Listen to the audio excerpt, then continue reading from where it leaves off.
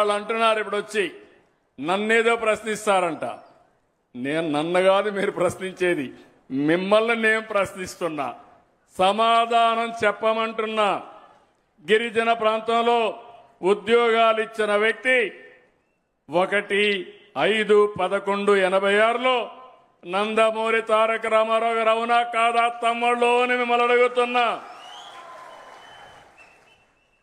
అది కొన్ని సవాళ్లు ఎదుర్కొంటే రాజ్యాంగబద్ధంగా ఇవ్వచ్చని మళ్ళీ నేను ముఖ్యమంత్రి అయిన వెంటనే దానికి మళ్ళీ నేనే ఒక జీవో ఇచ్చాను. జీవో నెంబర్ 3 10/1/2000లో నేనే జీవోని ఇచ్చాను. ఆ జీవోని పోగొట్టింది వీళ్ళు 22 ఏప్రిల్ 2020. ఇప్పుడు మళ్ళీ 5 ఏళ్లు పట్టించుకోవాలా. 2020 అంటే ఎలక్షన్లు జరిగింది 2024. అవునా కాదా? ఎవరి తప్పని నేను అడుగుతున్నా. ఎవరి తప్పు? వైసీపీ తప్పై చేతులపై ఎక్కెత్తండి.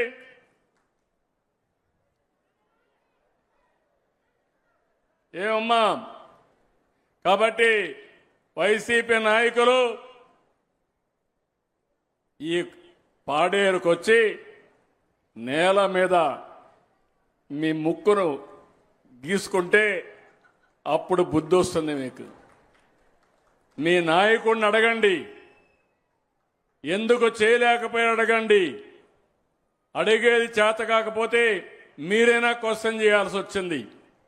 మీరు అది కూడా చేయకుండా ఇప్పుడు నన్ను అడగడానికి మీకు ఎలాంటి అర్హత లేదు.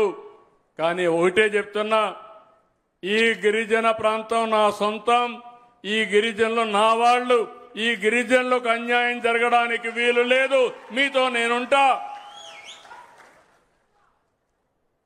వాళ్ళు అనుకుంటున్నారు బాబాయిని చంపి వేరే వాళ్ళపైన నేరం వేసినట్టు తప్పు చేసి నా మీద నేరం వేయాలనుకుంటున్నారు. నేను చాలా మొండి.